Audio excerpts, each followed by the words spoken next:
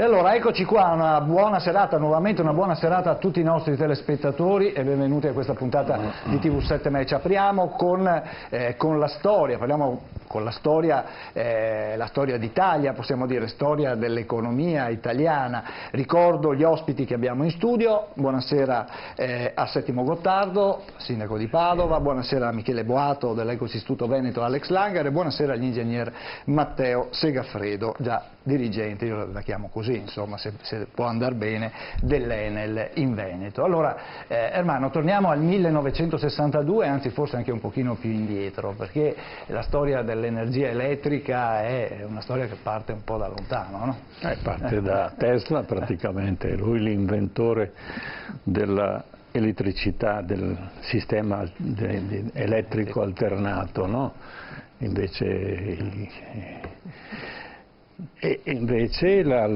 Questo è stato lo sviluppo della tecnologia moderna, ma naturalmente ogni nazione poi ha interpretato questa tecnologia e su questa tecnologia sono nati dei grandi business, ma soprattutto si è sviluppata tutta l'industria, diciamo, dei singoli stati ed è servita a dare uno sviluppo incommensurabile, perché tutto quello che prima girava nelle aziende, per esempio, era energia che veniva dai fiumi, quindi si metteva accanto un mulino, si faceva girare la ruota e col giro della ruota si attivavano poi le varie macchine dell'industria, quindi con tutti i limiti che c'erano. Con l'energia elettrica praticamente l'industria è diventata quasi indipendente e parliamo di energia. Però l'Italia, adesso andiamo alla ricorrenza, nel 1962 si passa alla decisione di convogliare tutte le forze produttive dell'energia elettrica in un unico contenitore che lo chiameranno Enel. Questa scelta, che a noi sembra normale oggi, perché se dici Enel dici bolletta della luce, e non era così semplice, e di questo appunto adesso andiamo ad approfondire un attimo. Certo, beh, allora prima di scendere un po' più nel dettaglio, sentiamo un po' anche dai nostri ospiti. Allora, Gottardo, nasce l'Enel nel 1962, democrazia cristiana, però c'è una vicenda politica, diciamo, un po' particolare, no? Non troppo particolare, nel senso che non è stata indolore. Io ho memoria abbastanza lucida, ero un giovanissimo dirigente provinciale, poi regionale della democrazia cristiana, ma mi ricordo molto bene. Nasceva, guardate, da due cose. Una può sembrare minore, sociale.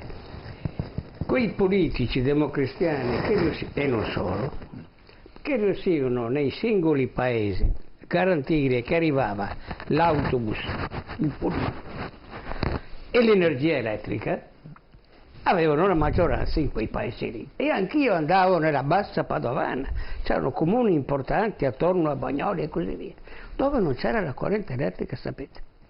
Tanto per essere chiari, sembra che sia mica nell'Ottocento, siamo nel dopoguerra, negli anni 50 e 60. Questa è una spinta sociale che non si riusciva. Prego. Perché non c'era l'energia elettrica? E perché non c'era l'interesse a portare lì, non c'erano i consumi. È la differenza per cui nasce l'Enel. Le società private non erano interessate a portare. Perché le aziende private non avevano nessun interesse a spendere dei soldi. No, perché costava un sacco di soldi fare gli impianti fissi, certo, e la remunerazione era modestissima. Gli agricoltori spendevano stua luce, si diceva una volta ancora. È certo che era un segno di risparmio. Quindi, però era un elemento fondamentale i ragazzi che andavano a scuola, per esempio, non grandi cose. Questa era una spinta sociale diffusissima, e c'era una gara tra i politici in questo servizio. Anche qui mi apro una parentesi: quando la politica era servizio in senso fisico, la concorrenza era chi portava i servizi. pullman, e come, e quando, con quali amministratori, superando quali. Ma questo era l'aspetto alla fin fine. Ma come non mai determinante. eravate costretti a fare questo? Non era un servizio per tutti? No, ma c'era proprio una richiesta popolare, ma ancora più potente, c'era la richiesta dell'industrializzazione del paese. Solo del paese richiedeva, guardate, alcune cose molto semplici ma non facili da farsi. Richiedeva infrastrutture, ritorniamo sempre a Fanfani, le autostrade, richiedeva energia, idrocarburi, perché prima dell'Enel nasce l'Enel. Le case Fanfani. Piani Fanfani, no? Mitici piani Fanfani. Io quando ero case assessore popolari sono stato per la casa del mio comune all'inizio degli anni '80, ancora il riferimento del metodo era il piano Fanfani. Bene, ed era anche l'energia elettrica, l'altra energia, autostrade. Ma sono cose che però nel nostro paese erano già successe, se guardiamo bene, e altre ne succederanno dopo. Erano già successe quando si sono nazionalizzate le ferrovie. Certo. I privati che avevano fatto le ferrovie non riuscivano più a innovarle oppure a svilupparle, era chiaro che sovente lo Stato. Ma qual era poi la sottotesi di questa tesi della industrializzazione e della socializzazione di un'energia fondamentale?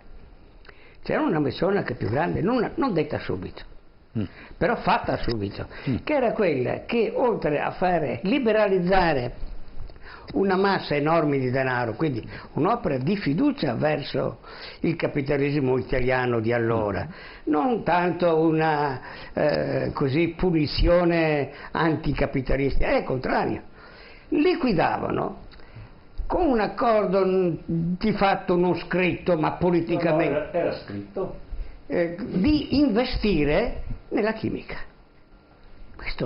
Questo nasce. C'era l'Edison, era uno dei grandi gruppi che vengono, qui da lui c'è la SADE, eccetera. Il problema era di convogliare questa enorme liquidità che lo Stato buttava nel mercato e nella chimica. C'era un processo di sviluppo del paese.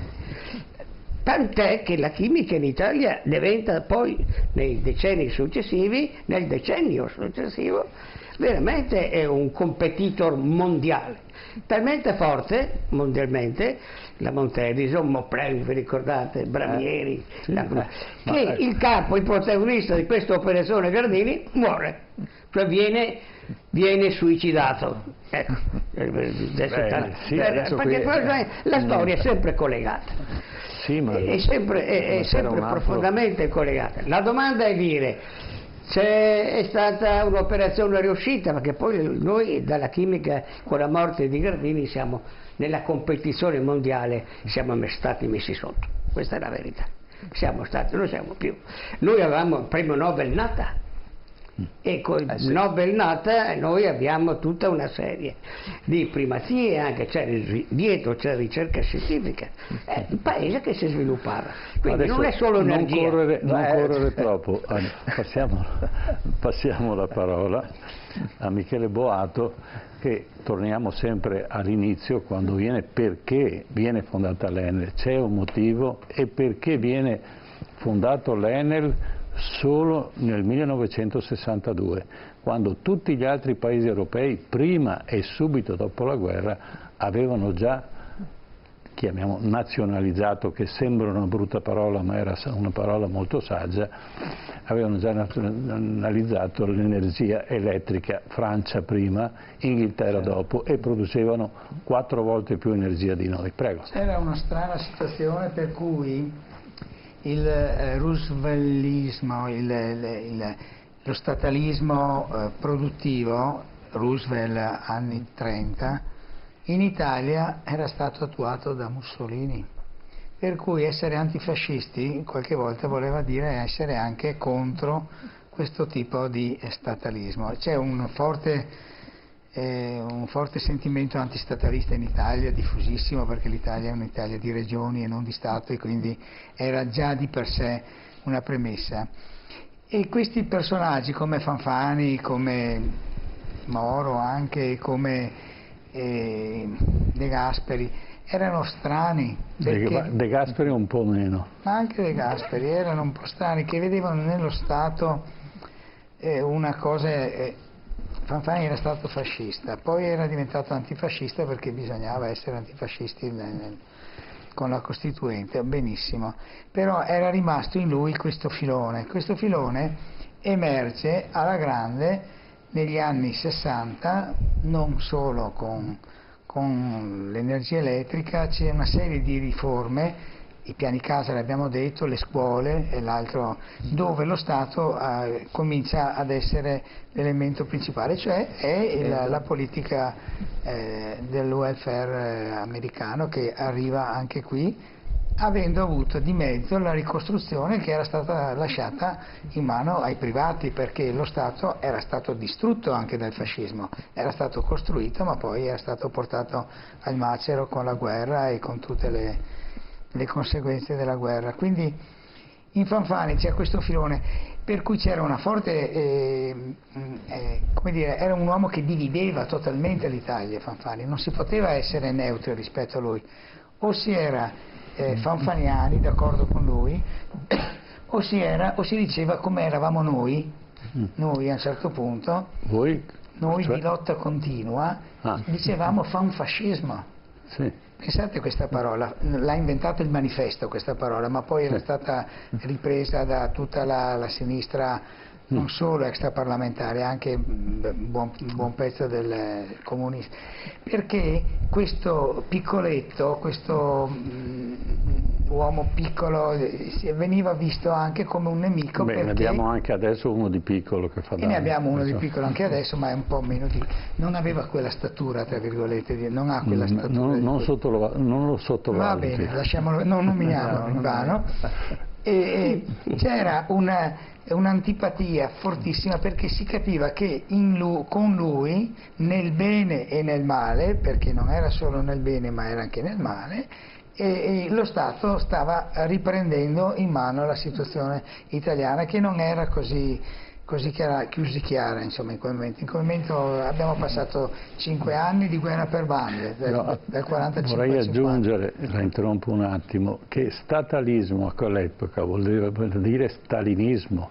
Poteva essere anche stalinismo. L'ho vissuta, avevo un'età per ricordarmelo bene, quindi lo statalismo voleva dire il sistema comunista di accentrazione di tutto quello così che era. Veniva visto. Ma questo invece non era l'intenzione di Fanfani. L'intenzione di Fanfani era quella di dare un contributo allo sviluppo del paese. Prego. No, io voglio dire, rispetto a Fanfani, vedete che io l'ho collegato a due grandi altre persone, Moro e De Gasperi, non uguali a lui, che stimo molto di più di Fanfani, entrambi, molto di più. Però queste tre persone erano e sono state il cardine del boom, della ripresa italiana, e io penso che Fanfani sia stato dei tre il più geniale, non solo perché aveva ogni tanto queste uscite, no, queste cose. Era lui che ha inventato le convergenze parallele. Beh sì, è stato era il periodo. Sì. Aveva queste genialità, ma perché lo vedevi come un personaggio che montava, anche se c'aveva il pacco di giornali per montare sul palco, ma montava nella scena con una irruenza e con una fantasia che attraeva poi le giovani generazioni. Ecco che i giovani della DC incredibilmente erano poi fanfaniani invece, non erano con De Gasperi o con Moro. Con Moro erano i preti, con De Gasperi i moderati, i giovani invece erano con Fanfani, e questa cosa qui evidentemente aveva un senso, insomma. Nel vento, lui aveva una subcultura che si rifaceva al ventennio, quindi la capacità di conversare, la capacità di Mussolini di ipnotizzare anche le persone, la folle, certo, mica male. Sì. Invece la versione di un funzionario che è stato dentro l'Enel, e quindi conoscerà un po' gli antefatti, e vorrei, però i nostri interlocutori non mi hanno ancora risposto, perché prima l'Italia funzionava in quella maniera, e ci è voluto uno strappo non da poco poi per arrivare a fare la legge e la nazionalizzazione dell'energia elettrica. Prima c'era la Lei ci può dare un contributo in questo senso? Ma sì, direi che la vera motivazione sta nel limite industriale dell'elettrificazione dell'Italia di quegli anni. Com'era realizzata? Diciamo, dallo sforzo imprenditoriale di 1270 soggetti. Cioè aziende, avevamo aziende, 1270 produttori e distributori. Perfetto. Adesso cominciamo a capire perché c'era il caos, prego. Ognuno con un suo territorio di concessione, sì, con reti isolate dell'uno con l'altro.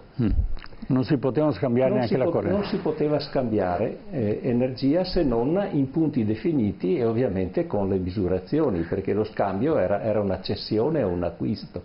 Per i nostri telespettatori questo era un micro monopolio, cioè ognuno che aveva un territorio era monopolista del suo territorio. 1270 piccoli o grandi monopolisti. Sì. C'erano 78 grandi, le dimensioni della SADE, dell'Edison, SME, Terni, SIP del Piemonte. Ecco, poi, tanto è vero che l'Enel lavorò nei primi 8 mesi sull'unificazione delle 73 grandi società, sì, realizzando l'80% della fusione della rete e degli impianti, e poi sì, lavorò negli anni successivi. Spieghiamo ai nostri, usiamo dei termini piani, sì, con i nostri telespettatori, cioè unificare vuol dire collegare proprio coi cavi le varie zone di produzione. Gli impianti, sì, le reti significa collegare le reti, sì, però ha voluto significare unificare anche l'organizzazione, ecco, e centralizzare la cosa importantissima che salvò l'Italia poi nell'inverno del 63, centralizzare la gestione della potenza, cioè della produzione e della circolazione dell'energia nelle reti di trasmissione. Perché salvò l'Italia nel 63? Perché nel 63 ci fu un inverno molto freddo in tutta Europa. Con il freddo c'è poca acqua, c'è molto ghiaccio e molta neve, ma poca acqua. Nel 63 il 70% della potenza elettrica era idraulica. Se non c'è acqua non c'è produzione di energia.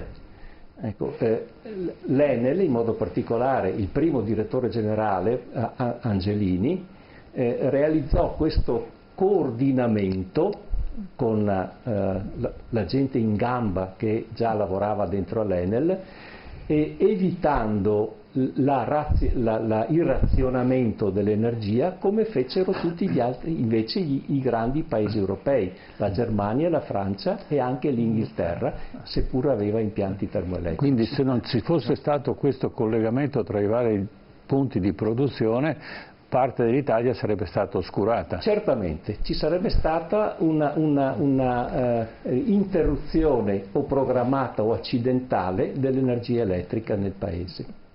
L'inverno del 1963 fu la prima conferma tecnica della bontà della nazionalizzazione. Questa parzializzazione aveva ovviamente prodotto prezzi altissimi. Bisogna ricordare, perché parzializzazione vuol dire ci riferisce prima della nascita dell'Enel. Certo, i 1270 produttori e distributori avevano un mercato, non c'era un prezzo unico nazionale, ma c'era un mercato locale. Il proprietario della rete di distribuzione in qualche modo era il signore che definiva i prezzi e definiva le condizioni di fornitura. Ma anche a chi darle e a chi non darle. Anche, come diceva bene Settimo Gottardo, anche a chi darla. Se non aveva convenienza a darla, non gli realizzava l'impianto. Certo. La nazionalizzazione, allora vengo con un dato importante, nel 63 l'Italia aveva 2,5 milioni di cittadini non serviti di energia elettrica. Questi 2 milioni e mezzo principalmente erano nella campagna italiana e tra questa c'era anche la campagna veneta. Certo. Perché a portare un filo dalla cabina fino al contadino costa soldi e il contadino, come ben diceva Settimo, consuma poca energia, quindi non permette il recupero dell'investimento, oggi si direbbe. Questo è un aspetto, quindi la nazionalizzazione superò un gap di tipo sociale che i 1270 produttori e distributori non avrebbero mai superato. L'altro aspetto, sempre industriale, era la potenza installata nella rete italiana.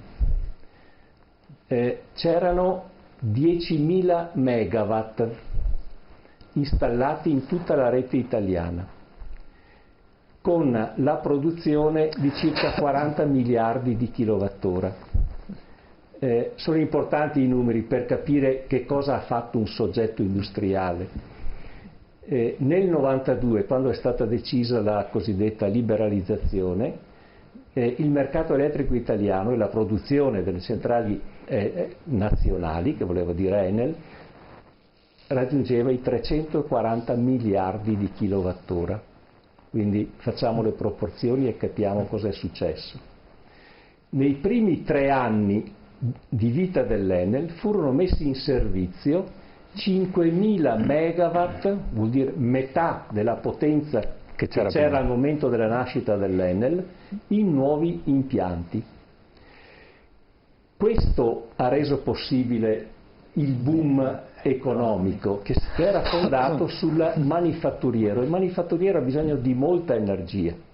Certo. Se non ci fosse stata la nazionalizzazione, certamente la Lombardia, dove c'era l'Edison, certamente il Veneto, dove c'era la Sade, che erano società forti, molto probabilmente si sarebbe incamminato non con la sovrabbondanza di accompagnamento che seppe fare l'Enel, però molto probabilmente con tempi più lunghi, ma l'industrializzazione sarebbe avvenuta. Ma in tante altre regioni dell'Italia, un altro numero, le 3 regioni del nord, Piemonte, Lombardia e Veneto, assorbivano il 62-63% di questi 40 miliardi di kilowattora. Il centro Italia 17%, il sud dell'Italia e isole il 13%.